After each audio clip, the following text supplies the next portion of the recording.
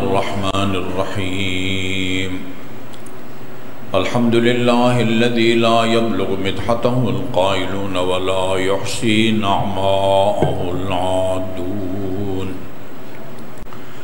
الذي لا يدركه بعد الهمم ولا يناله غوص الفتن والصلاة والسلام على خير خلقه وأشرف بريته الذي سمي في السماء بأحمد وفي الأرضين بأبي القاسم محمد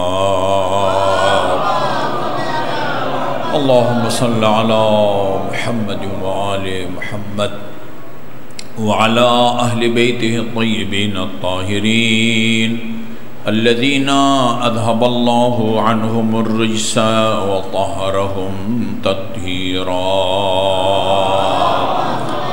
اللهم صل على محمد وآل محمد واللعن الأبدي على أعدائهم أجمعين أما بعد فقال الله الحكيم بسم الله الرحمن الرحيم أفمن يهدي إلى الحق أحق أن يتبع أمن لا يهدي إلا أن يهدى ما لكم كيف تحكمون درود بھیجئے محمد وآلہ محمد اللهم صل على محمد وآل محمد ہمارے ملک کے نامور عالم دین شیخ محسن علی نجفی صاحب جو کسی تعارف کے محتاج نہیں ہیں، ان کا ترجمہ قرآن ہے بلاغ القرآن کے نام سے، اس کے حاشیے پر مختصر تفسیر بھی ہے، اور اس کے علاوہ ان کی تفسیر الکوثر ہے جس کی 10 جلدیں ہیں، اور اس تفسیر میں سورہ احزاب کی آیت نمبر 56 ان اللہ و ملائکتہ یصلون علی النبی یا ایھا الذین آمنوا صلوا علیہ وسلموا تسلیما اللہم صل علی محمد وعلی محمد۔ اس آیہ کریمہ کی تفسیر میں 2 روایتیں نقل کرتے ہیں، ایک روایت رسول خدا صلی اللہ علیہ وآلہ وسلم سے اور ایک امام جعفر صادق علیہ السلام کی۔ اللہم صلی علی محمد وآل محمد۔ میں یہ سمجھتا ہوں کہ جو امام جعفر صادق کا فرمان ہے وہ نسبتاً طولانی ہے، وہ در حقیقت رسول خدا کے فرمان کی تفسیر ہے۔ ان اللہ و ملائکتہ یصلون علی النبی، بتحقیق اللہ اور اس کے فرشتے وہ نبی پر صلوات بھیجتے ہیں۔ یا ایھا الذین آمنوا، اے صاحبان ایمان، صلو علیہ وسلموا تسلیما، تم بھی آن حضرت پر ان پر درود بھیجو، صلوات بھیجو اور سلام، صلو علیہ وسلموا تسلیما۔ اور یہ نقطہ یاد رکھیں کہ اس آیہ کریمہ میں اللہ تعالیٰ نے صرف نبی کا ذکر کیا ہے، نبی پر صلوات بھیجو۔ اسی طرح رسول خدا نے بھی کئی مقامات پر بھی فرمایا ہے من صلی علیہ، جو مجھ پر صلوات بھیجے۔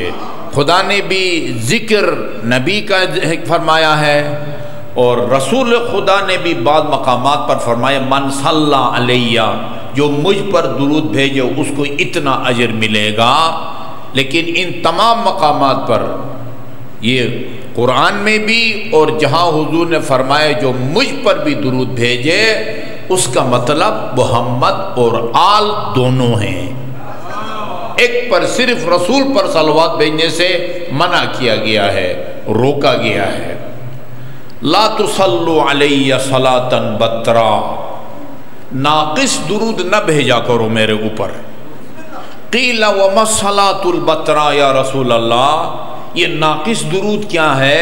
فرمایا ناقص درود یہ ہے ان تقولوا اللہم صل علی محمد وتمسکون، میرا نام لے کے رک جاؤ، آگے میری آل کا نام نہ لو، یہ ناقص درود ہے۔ قولو، جب بھی درود بھیجو، تشہد میں بھیجو، منبر پر بھیجو، کسی چینل کے اوپر خطاب کے دوران بھیجو، جہاں بھی بھیجو، قولو، اس طرح درود بھیجا کرو، اللہم صل علی محمد و آل محمد۔ اچھا، حضور کی حدیث یہ ہے استکثروا من الصلاۃ، نہیں من صلی علیہ، جو مجھ پر صلوات بھیجتا ہے صلی اللہ علیہ و ملائکتہ، خدا اور اس کے فرشتے بھی اس مومن پر صلوات بھیجتے ہیں جو مجھ پر صلوات بھیجے۔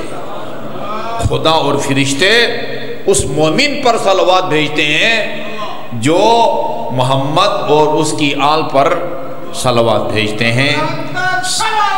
اللہم صلی علی محمد و محمد۔ یہ ہے صلوات کے بارے میں رسول خدا کا فرمان۔ صادق آل محمد نے کیا فرمایا ہے، جو در حقیقت اپنے جد امجد کے فرمان کی تشریح کہیں یا اس کی تفسیر ہے، فرمایا پھر رسول نے یہ بھی فرمایا اللہ تعالیٰ اور اس کے فرشتے صلوات بھیجتے، فمن شاء استقل ومن شاء استکثر، اب آپ کی مرضی ہے زیادہ سے زیادہ صلوات بھیجو یا کم سے کم صلوات بھیجو۔ اگر آپ چاہتے ہیں کہ زیادہ سے زیادہ اللہ اور کے فرشتے مجھ پر صلوات بھیجیں تو زیادہ صلوات بھیجیں، کم چاہتے ہیں تو کم بھیجیں۔ اچھا جی، من صلی اللہم صلی اللہ محمد و محمد، من صلی علیہ صلی اللہ علیہ و ملائکتہ، جو مجھ پر صلوات بھیجتا ہے خدا اور فرشتے اس پر صلوات بھیجتے ہیں۔ فمن شاء استقل، جو چاہتا ہے کم تعداد میں بھیجے، ومن شاء استکثر، جو چاہتا ہے زیادہ بھیجے۔ ہاں، زیادہ سے زیادہ اجر چاہیے ہو تو زیادہ صلوات بھیجا کرو، ٹھیک ہے جی۔ امام نے کیا فرمایا، صادق آل محمد نے فرمایا من صلی علی النبی صلی اللہ علیہ فی الف صف من الملائکۃ الف مرہ۔ عجیب ہے، عجیب، باور کرنا مشکل ہو جاتا ہے عام آدمی کے لیے، لیکن جو رسول کے کلام میں شک کو بھی اسلام کے خلاف سمجھتا ہے وہ اس پر 100% ایمان رکھتا ہے، 100%۔ جی، صلی اللہ علیہ فی الف صف من الملائکۃ الف مرہ، جو ایک مرتبہ محمد اور آل محمد پر صلوات بھیجے، اللہ تعالیٰ فرشتوں کے 1000 صفوں میں 1000 مرتبہ اس خوش قسمت مومن پر صلوات بھیجتا ہے جو ایک مرتبہ محمد و آل محمد پر صلوات بھیجے۔ جی، اللہم صلی اللہ محمد و آل محمد صلی اللہ علیہ فی الف صف من الملائکہ، فرشتوں کے 1000 صفوں میں۔ اب ایک صف میں کتنے فرشتے ہوتے ہیں وہ خدا جانتا ہے۔ فرشتوں کے 1000 صفوں میں 1000 مرتبہ اللہ تعالیٰ اس مومن پر صلوات بھیجتا ہے۔ اچھا جی، پھر آگے وَمَا خَلَقَ اللَّهُ مِن شَيْءٍ، خدا کی ہر مخلوق، میرے تجزیے کے مطابق اس کائنات میں خدا کی جو مخلوق ہے نا وہ 6 قسم کی ہے، 6۔ اگر آپ ادنا مخلوق سے گننا شروع کریں، سب سے ادنا مخلوق جمادات ہیں، جمادات، مٹی، پتھر، جس میں نشو و نما بھی نہیں ہے، جو بڑھتے بھی نہیں ہے نا درخت کی طرح۔ اس کے بعد کس کا نمبر ہے؟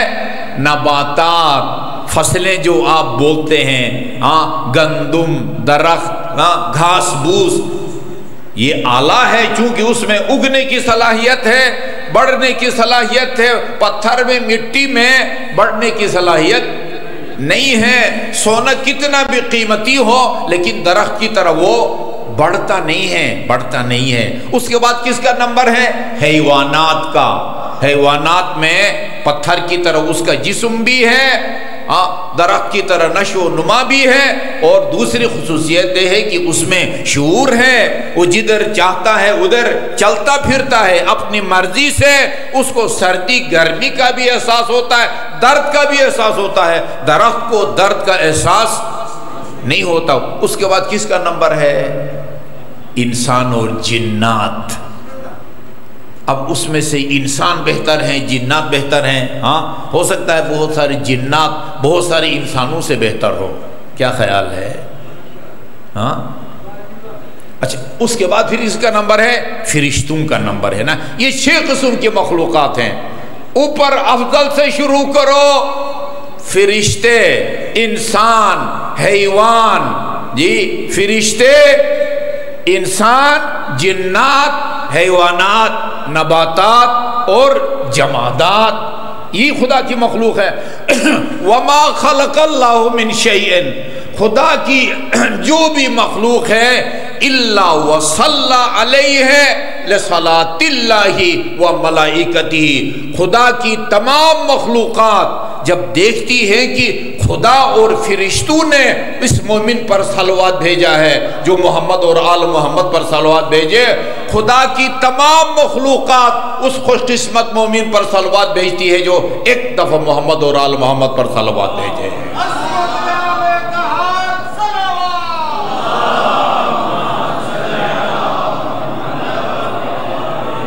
یہ صرف دعویٰ یا لفاظی نہیں ہے، یہ قرآنی حقیقت ہے۔ یہ خدا کی شیء ہے، شیء۔ وما من شیء خلقہ اللہ، یہ بھی شیء ہے، یہ بھی خدا کی مخلوق ہے، یہ بھی خدا کی مخلوق ہے۔ یہ چھت بہر، گھاس بوس، یہ حیوانات چھوٹی چھوٹی جن کو آپ اپنے پاؤں کے نیچے مسل دیتے ہیں، یہ سب خدا کی مخلوق ہیں۔ ان من شیء الا یسبح بحمدہ ولکن لا تفقہون، خدا کی ہر شیء خدا کی تسبیح پڑھتی ہے مگر تم ان کی تسبیح کو سمجھتے نہیں ہو۔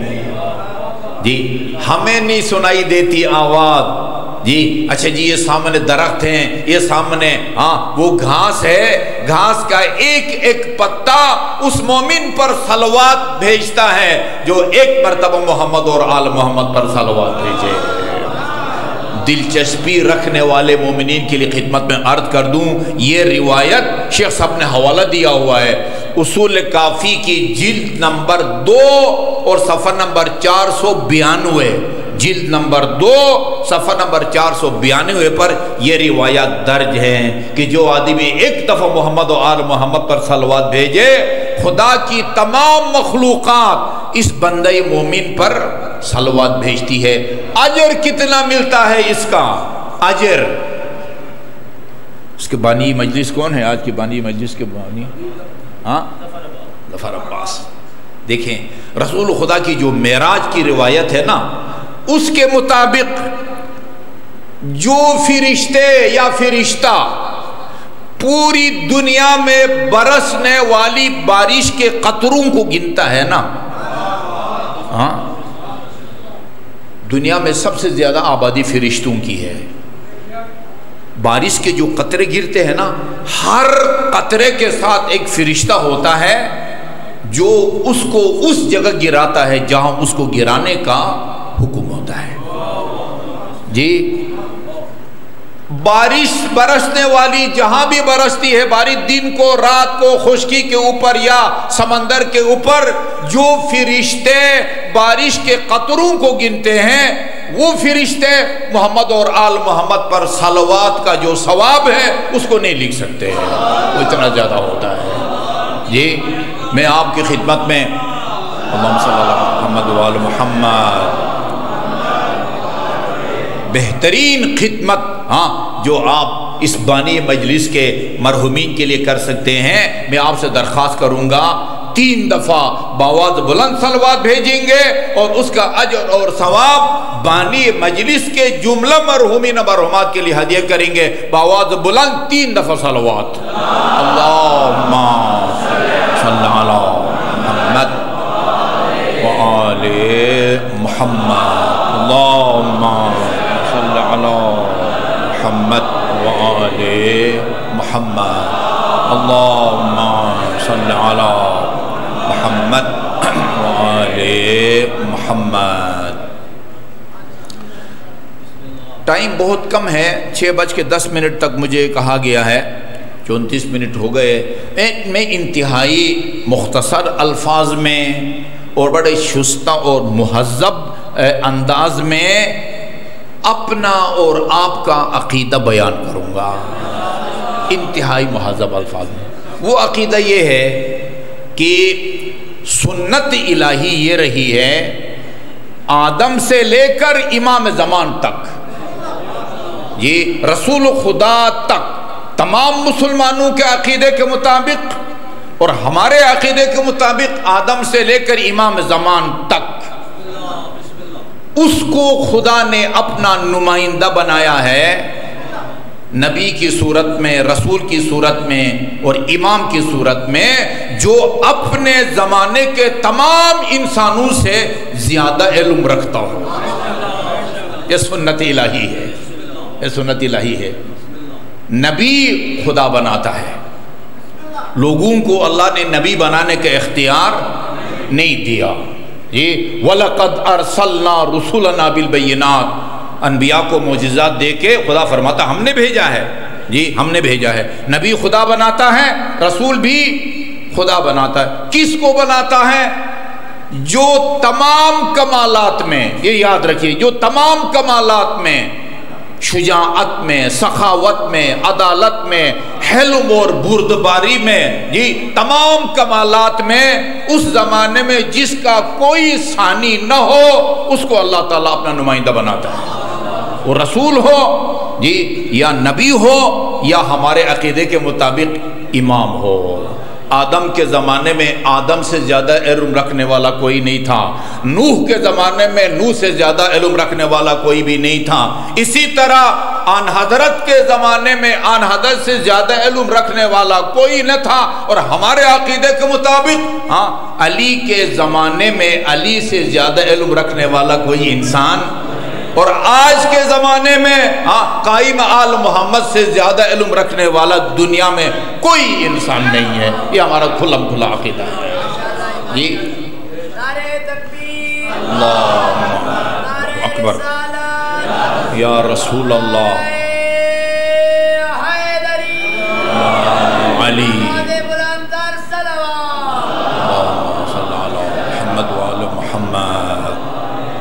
یہ بھی ہم سب کو معلوم ہونا چاہیے، تمام مسلمانوں کو معلوم ہونا چاہیے کہ جو بھی رسول کا جانشین بنتا ہے نا، رسول کا جانشین، اس کا کیا کام ہوتا ہے، اس کی کیا ذمہ داری ہوتی ہے، اس کا فرض منصبی کیا ہے. جو فرض منصبی یا ذمہ داری رسول کی ہوتی ہے وہی ذمہ داری رسول کے جانشین کی ہوتی ہے. یہ ہمارے آج کل کے حکمرانوں کی طرح جانشین رسول وہ اقتدار برائے اقتدار وہ کرسی پہ نہیں آتا. نعوذ باللہ کوئی ایسی مال کمانے کے لیے جو ہے نا وہ جانشین رسول نہیں بنتے. جانشین رسول کا کام کیا ہے؟ اس کا وہی کام ہے جو رسول کا تھا. رسول کا کام کیا ہوتا ہے؟ وَلَقَدْ أَرْسَلْنَا رُسُلَنَا بِالْبَيِّنَاتِ، ہم نے اپنے رسولوں کو نشانیاں معجزات دے کے بھیجا. جس زمانے میں جس قسم کے معجزے کی ضرورت تھی وہ معجزہ دے کے بھیجا. وَآتَيْنَا مَعَهُمُ الْكِتَابَ وَالْمِيزَانَ، اور ان کو ہر نبی کو کتاب بھی دی، حق اور باطل میں تمیز کا معیار اور کسوٹی بھی دی. کیوں نبیوں کو بھیجا، کیوں رسولوں کو بھیجا؟ لِيَقُومَ النَّاسُ بِالْقِسْطِ، تاکہ عوام کی مدد سے اور عوام رسول کی قیادت میں عدل اور انصاف معاشرے میں قائم کریں.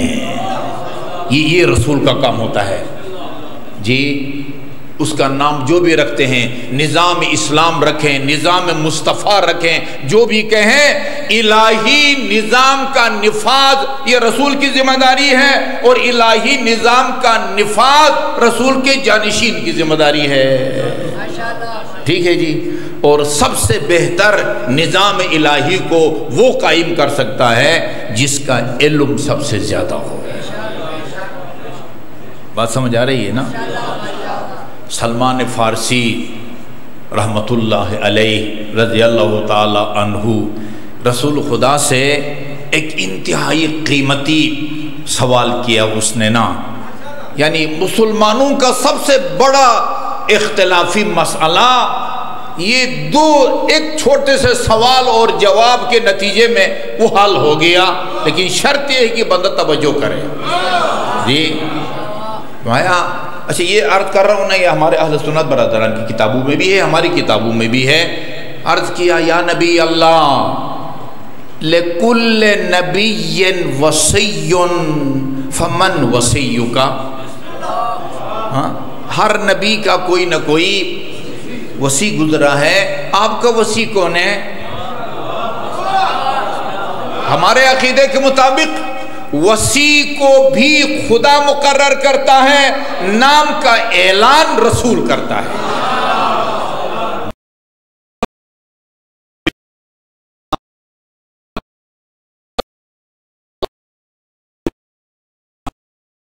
اس کے نتیجے میں اعلان کیا من کنت مولاہ فہذا علی مولا، حتی وصی کو بھی، البتہ ہمارے عقیدے کے مطابق ہم من وصیو کا، دوسرے الفاظ میں آپ اپنے بعد کس کو وصی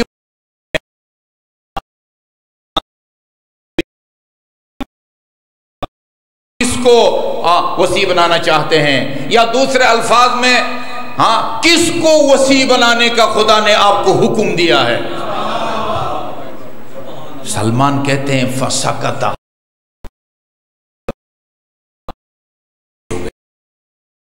نہیں دیا۔ فلما رآنی بعدو، اچھا بعد میں جب رسول خدا نے مجھے دیکھا، یعنی جب دوبارہ ملاقات ہوئی، اسی دن ملاقات ہوئی ہے، دوسرے دن ملاقات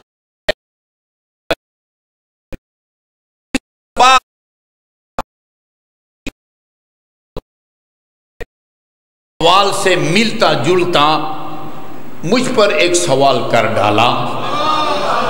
فرمایا سلمان اتدری من وصی موسیٰ، تمہیں پتہ ہے حضرت موسیٰ کے وصی کون تھے؟ سلمان فارسی کہتے ہیں ہاں یہ تو آسان سا سوال ہے، یوشع بن نون تھے۔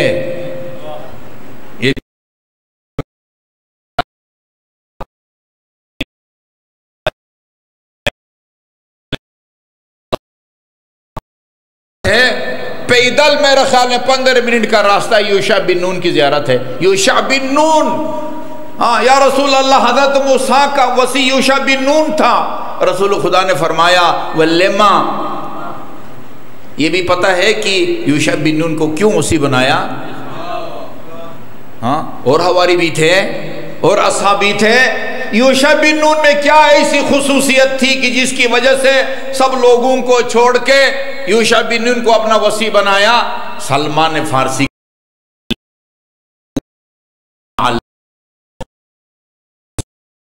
میں، حواریوں میں، یا مجھے کہنے دے اس زمانے کے تمام انسانوں میں حضرت موسیٰ کے بعد سب سے زیادہ علم یوشع بن نون کے پاس۔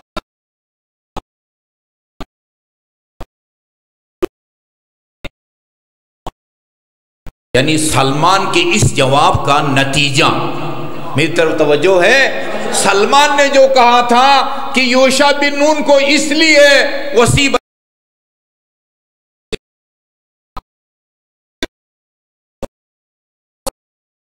یہ بات ہے، پھر یاد رکھو اور قیامت تک لوگ سنیں، فوصی میرا وصی وخیر من ترکت بعدی،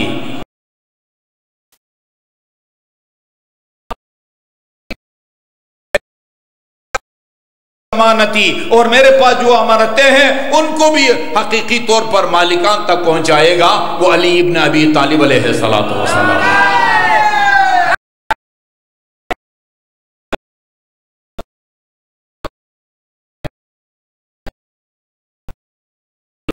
خدا کی نظر میں سب سے زیادہ علم کس کے پاس تھا؟ پتھر پر لکیر ہے ام المومنین کا یہ فرمان. امہات المومنین 9 یا 11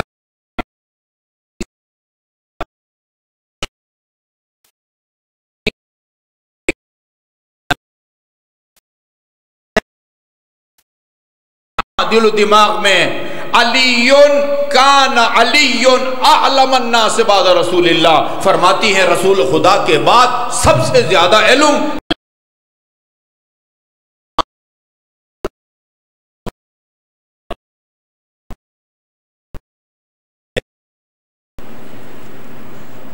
رسول خدا جب معراج پہ جا رہے تھے نا تو فرماتے ہیں فلمن تہینا فلمن تہا بنا السیر الى السماء الرابعہ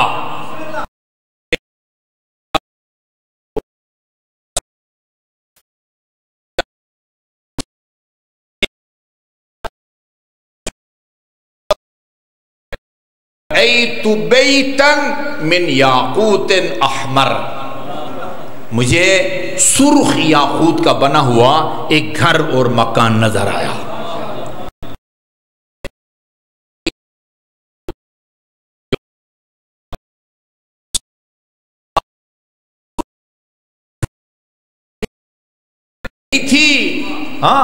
سرخ یاقوت کا بنا ہوا گھر دیکھا. چوتھے آسمان پر جبرائیل نے کہا یا رسول اللہ یہ جو آپ کو یاقوت کا گھر نظر آ رہا ہے نا یہ بیت المعمور ہے.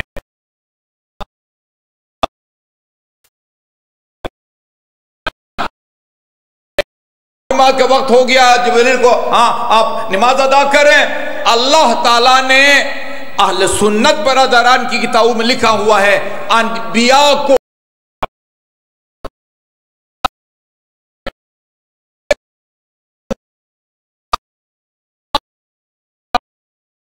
کہا کہ صف بندی کرو.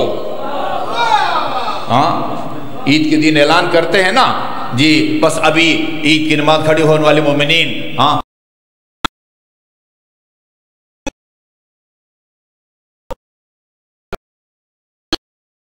خدا کو حکم دیا اللہ تعالیٰ نے حبیب ان انبیاء کی امامت کے فرائض انجام دیں. یہ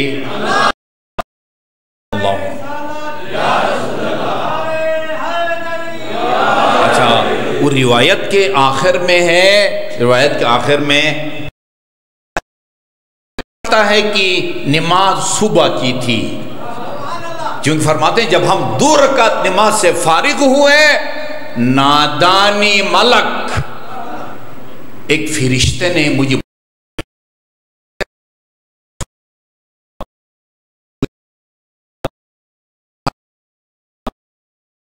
جتنے انبیاء نے آپ کی اقتداء میں نماز پڑھی ہے ان سے ذرا پوچھیں اللہ مبعثتم قبلی تمہیں اللہ نے مجھ سے پہلے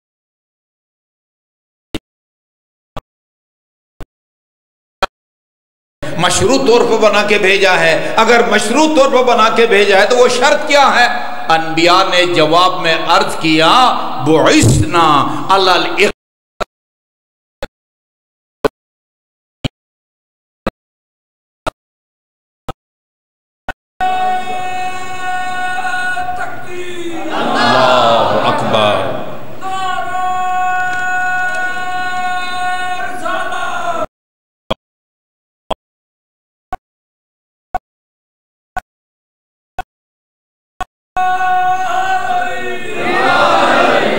بعثنا علی 2 قسم کی روایتیں ہیں. ایک روایت میں ہے بعثنا علی الاقرار بولایتک و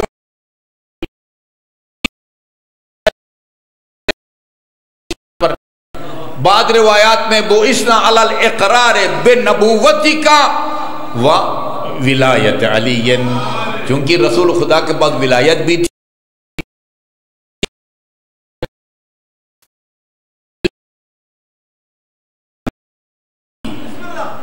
یہ لا نبی عبادی سے مجھے یاد آیا. کل میں ایک پروگرام سن رہا تھا کلپ سن رہا تھا وہ کسی چینل پر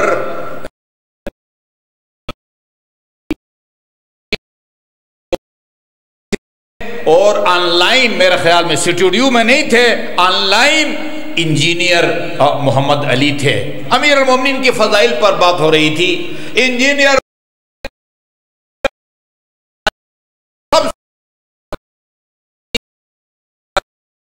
انت منی بمنزلت ہارون من موسیٰ الا انہ لا نبی۔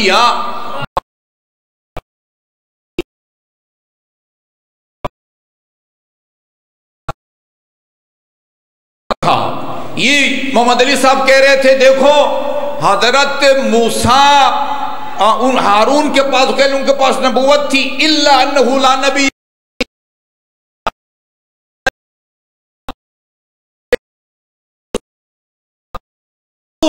لیکن چونکہ میرے بعد کسی نے نبی نہیں آنا اس لیے تو نبی نہیں ہوگا۔ وہ کہنے لگے اس کا مطلب یہ ہے کہ اگر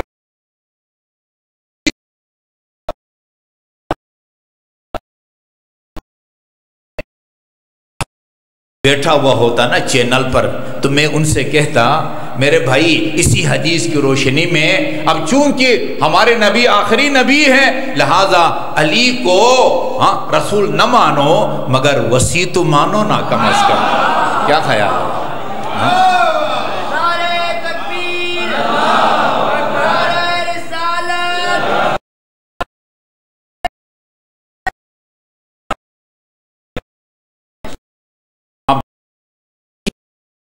کے پاس امیر المومنین کے پاس ولایت تھی لیکن نبوت نہیں تھی۔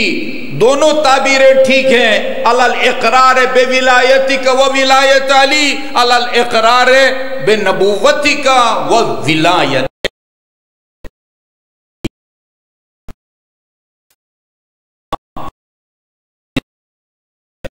انسان کا ایمان اس وقت تک مکمل نہیں ہوتا جب تک علی کی ولایت کا اقرار نہ کرے۔ مسائل بے شک کم ہوں، یہ ایک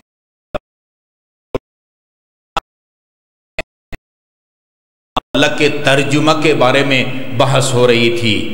کسی نے لکھا ہے وَأَنفُسَنَا وَأَنفُسَكُمْ کا مطلب ہوتا ہے تم اپنے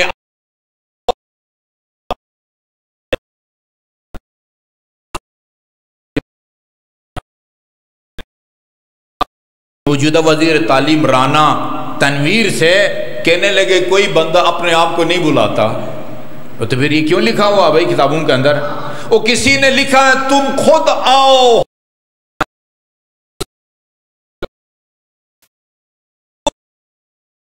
بھائی یہاں آنے کی بات نہیں ہو رہی ہے، بلانے کی بات ہو رہی ہے۔ مفتی تقی عثمانی صاحب نے وہ انفسنا انفس کو ترجمہ کیا ہے،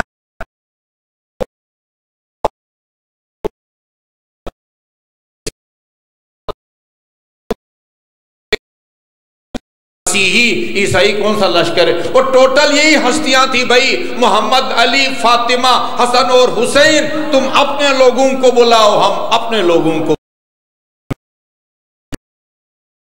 چھپاؤ گے؟ کب تک علی کے فضائل کو چھپاؤ گے؟ میں نے نا وہ ایک طولانی حدیث کا ٹکڑا وہ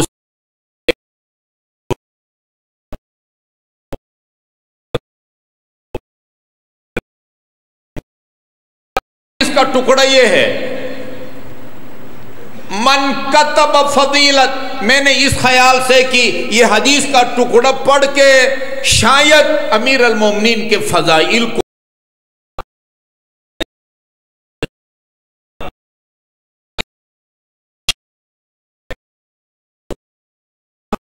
فضیلت من فضائل علی، جو ایک علی کی فضیلت لکھے کسی بھی مستند عالم دین کی مجلس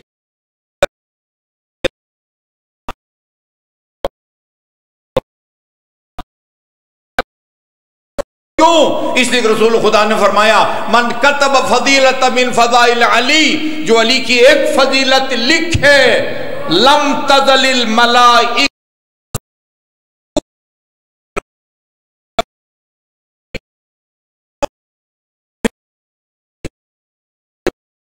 کرتے رہتے ہیں۔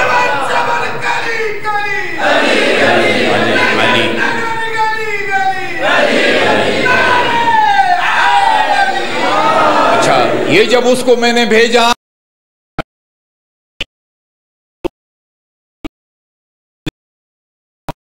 کہ نجفی صاحب آپ اس کا حوالہ جو ہے نا وہ پکچر تصویر سمیت بھیجیں، پھر وہ طولانی روایت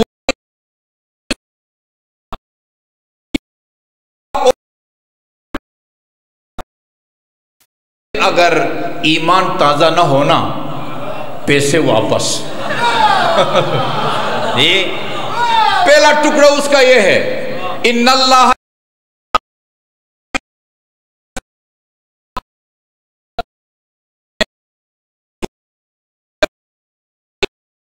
نوازا ہے کہ کوئی شمار کرنے والا شمار نہیں کر سکتا۔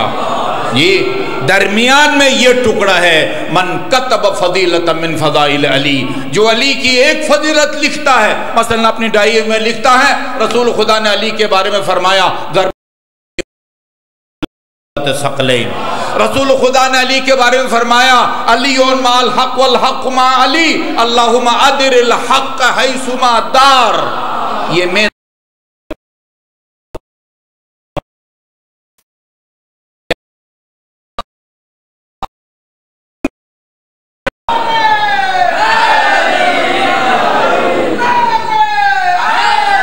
اور آخری جملہ یہ ہے، آخری جملہ یہ ہے ولایت علی کے بر لا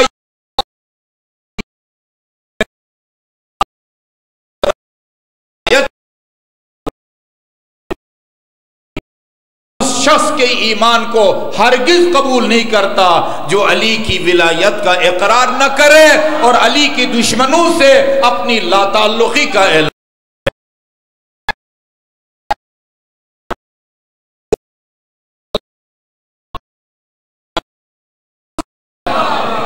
امام جعفر صادق کے گھر ایک بندہ مہمان ہوا جی، کھانے کے بعد امام نے پوچھا، تاثرات پوچھے، بھائی ہم اہل بیت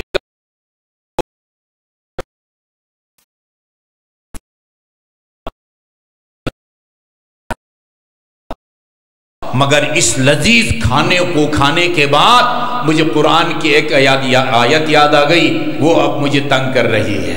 کون سی آیت؟ خدا فرماتا ہے وَلَتُسْأَلُنَّ يَوْمَئِذٍ عَنِ النَّعِيمِ، روز قیامت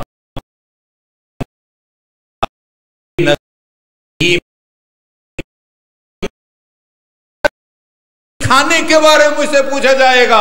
امام نے فرمایا خدا کی شان اس سے بالا تر ہے، یہ کھانے پینے کی چیزوں کا تم سے وہ حساب کرے، کم از کم اس آیت میں نعمت سے مراد یہ معقولات اور مشروبات نہیں ہے، اس سے مراد ہم اہل بیت کی ولایت ہے۔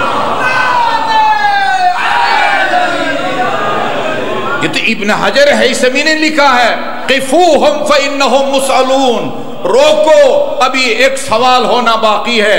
آگے لکھا ہے عن ولایت علی بن ابی طالب۔ جی مبارکباد کے مستحق ہیں آپ حضرات، ٹائم میرا ختم ہو گیا ہے۔ آپ اتنی اچھی باتیں سنا رہے ہیں، چند منٹ رہتے ہیں بس، مصائب کے دو جملے جو ہماری مجالس کی روح ہے، روح۔ آپ خدمت مانتے شیخ جعفر شستری اپنے دور کے عالم باعمل، الخصائص الحسینیہ لکھی ہے انہوں نے، الخصائص الزینبیہ لکھی ہے، اور مجالس پر مشتمل بھی ان کا وہ کتابیں موجود ہیں۔ وہ اپنے دور میں کربلا میں جو عاشور کے دن بڑی مجلس ہوتی تھی نا، اس سے وہ خطاب کرتے تھے۔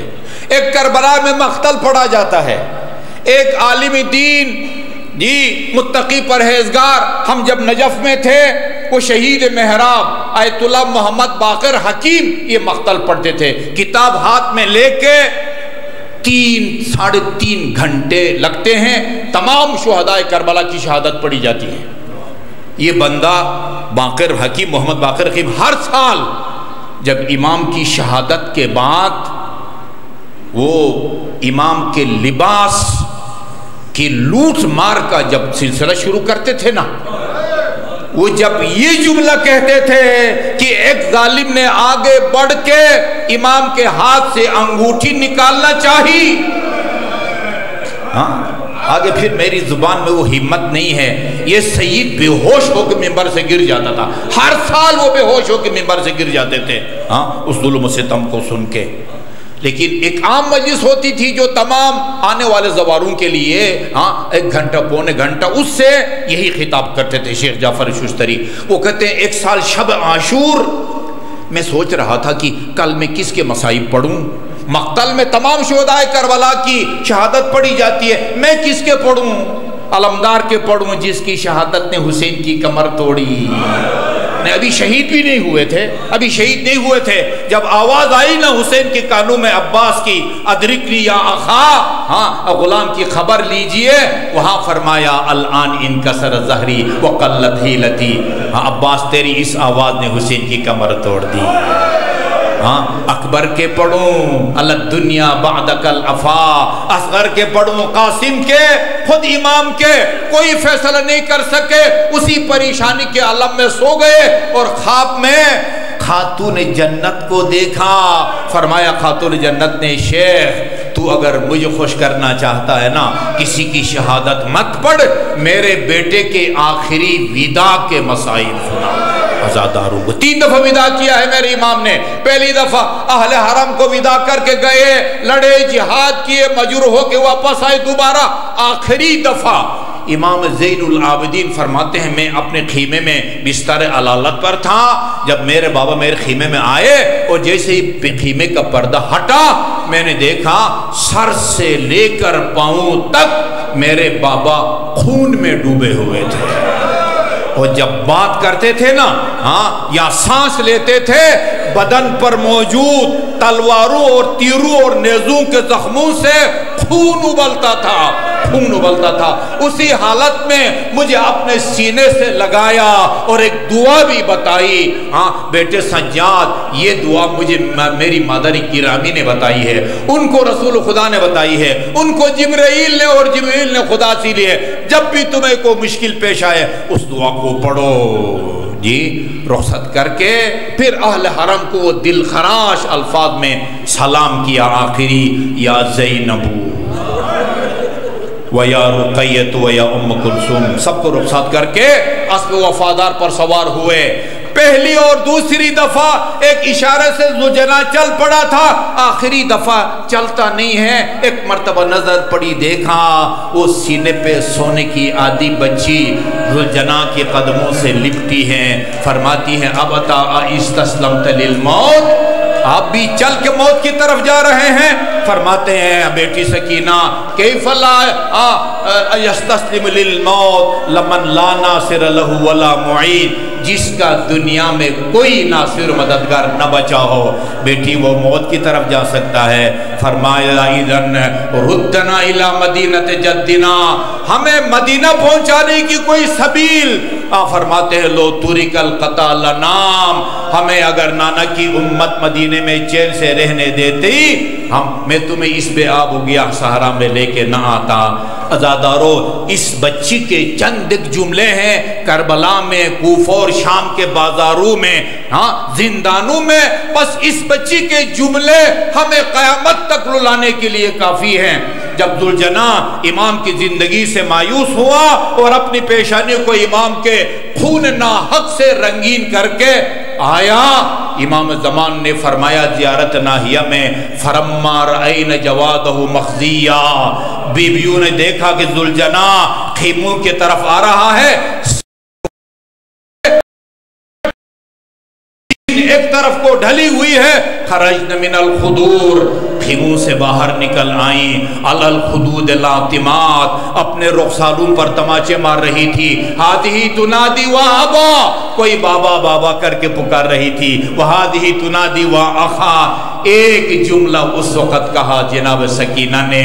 ذوالجنا کے لگام کو ہاتھ میں لیا اور پوچھا یا جواد ابی، اے میرے بابا کے اسب وفادار، تجھے خبر ہے نا میرے بابا 3 دن کے پیاسے تھے، یہ بتا اسقی ابی ام قتل عطشانا، ان اشقیاء نے وقت آخر میرے بابا کو ایک گھونٹ پانی کا پلایا یا پیاسے شہید کر دیے گئے ہیں. اللہ لعنت اللہ علی القوم الظالمین وسیعلم الذین ظلموا ای منقلب ینقلبون.